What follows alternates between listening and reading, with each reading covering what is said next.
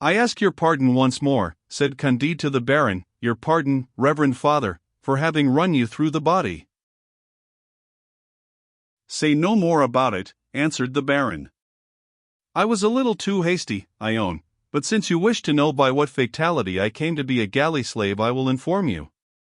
After I had been cured by the surgeon of the college of the wounds you gave me, I was attacked and carried off by a party of Spanish troops, who confined me in prison at Buenos Aires at the very time my sister was setting out thence. I asked leave to return to Rome to the general of my order.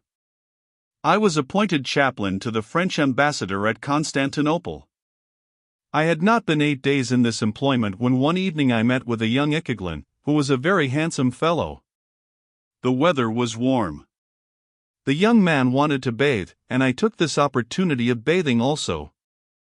I did not know that it was a capital crime for a Christian to be found naked with a young Mussulman.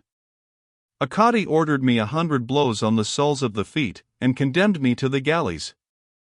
I do not think there ever was a greater act of injustice. But I should be glad to know how my sister came to be scullion to a Transylvanian prince who has taken shelter among the Turks. But you, my dear Pangloss, said Candide, how can it be that I behold you again? It is true, said Pangloss, that you saw me hanged. I should have been burnt, but you may remember it rained exceedingly hard when they were going to roast me. The storm was so violent that they despaired of lighting the fire, so I was hanged because they could do no better. A surgeon purchased my body, carried me home, and dissected me. He began with making a crucial incision on me from the navel to the clavicula.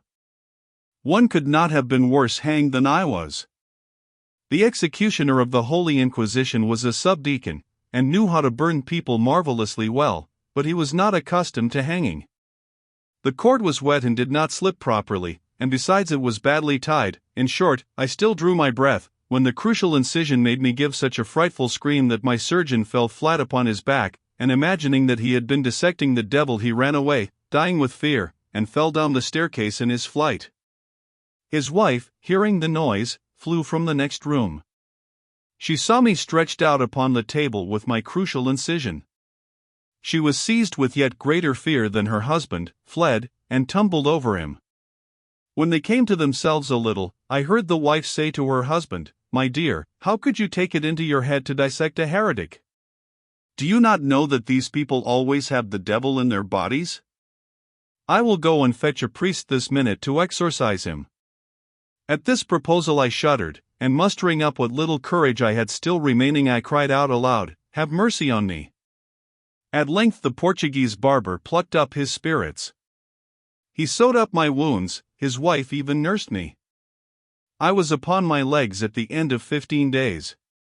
The barber found me a place as lackey to a knight of Malta who was going to Venice, but finding that my master had no money to pay me my wages, I entered the service of a Venetian merchant, and went with him to Constantinople.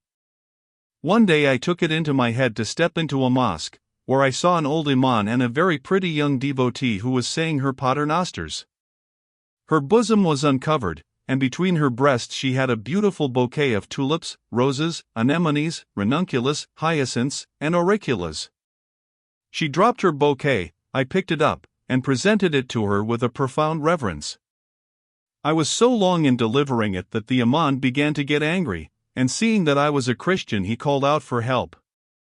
They carried me before the Cadi, who ordered me 100 lashes on the soles of the feet and sent me to the galleys.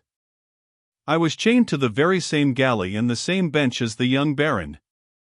On board this galley there were 4 young men from Marseilles, 5 Neapolitan priests, and 2 monks from Corfu, who told us similar adventures happened daily.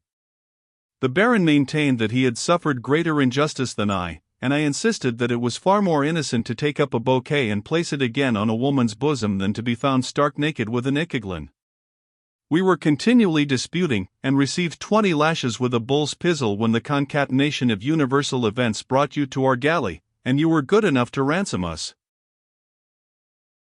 Well, my dear Pangloss, said Candide to him, when you had been hanged, dissected, whipped, and were tugging at the oar, did you always think that everything happens for the best? I am still of my first opinion, answered Pangloss, for I am a philosopher and I cannot retract, especially as Leibniz could never be wrong, and besides, the pre-established harmony is the finest thing in the world, and so is his plenum and materia subtilis.